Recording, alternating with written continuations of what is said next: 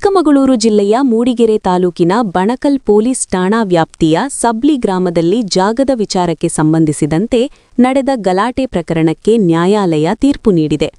ಅಣ್ಣಪ್ಪ ಎಂಬ ಫಿರ್ಯಾದುದಾರರ ಮೇಲೆ ಆರೋಪಿತರು ಅವಾಚ್ಯ ಶಬ್ದಗಳಿಂದ ನಿಂದಿಸಿ ಗುಂಪು ಕಟ್ಟಿಕೊಂಡು ಕೊಲೆ ಬೆದರಿಕೆ ಹಾಕಿ ದಾಳಿ ನಡೆಸಿರುವುದು ತನಿಖೆಯಲ್ಲಿ ಸಾಬೀತಾಗಿದೆ. ಘಟನೆಯಲ್ಲಿ ಫಿರ್ಯಾದುದಾರರಿಗೆ ಸಾಮಾನ್ಯ ಸ್ವರೂಪದ ಗಾಯಗಳಾಗಿರುವುದು ದೃಢಪಟ್ಟಿದೆ.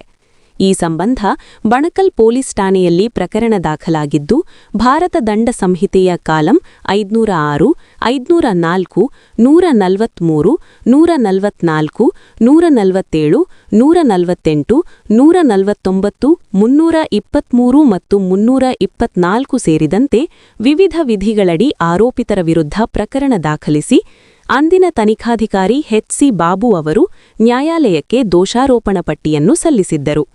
ಪ್ರಕರಣದ ವಿಚಾರಣೆಯನ್ನು 8-4-2026ರಂದು ನಡೆಸಿದ ಮೂಡಿಗೆರೆಯ ಹಿರಿಯ ಸಿವಿಲ್ ನ್ಯಾಯಾಧೀಶರು ಮತ್ತು ಜೆಎಂಎಫ್ಸಿ ನ್ಯಾಯಾಲಯದ ನ್ಯಾಯಾಧೀಶರಾದ ಪ್ರಕಾಶ್ ಪಿ.ಎಂ. ಅವರು ಆರೋಪಗಳು ರುಜುವಾತಾಗಿವೆ ಎಂದು ತೀರ್ಮಾನಿಸಿ ಆರೋಪಿ 1ರಿಂದ 10ರವರೆಗೆ ಪ್ರತಿಯೊಬ್ಬರಿಗೂ ಒಟ್ಟು 54,000 ರೂಪಾಯಿ ದಂಡ ವಿಧಿಸಿದ್ದಾರೆ.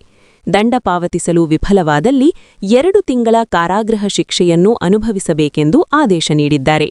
ಸರ್ಕಾರದ ಪರವಾಗಿ ಸಹಾಯಕ ಸರ್ಕಾರಿ ಅಭಿಯೋಜಕಿ ಶ್ರೀಮತಿ ರೂಪಾ ಟಿ. ಅವರು ಪ್ರಕರಣವನ್ನು ವಿವರಣೆಯನ್ನು ಸಮರ್ಪಕವಾಗಿ ವಾದಿಸಿದ್ದಾರೆ.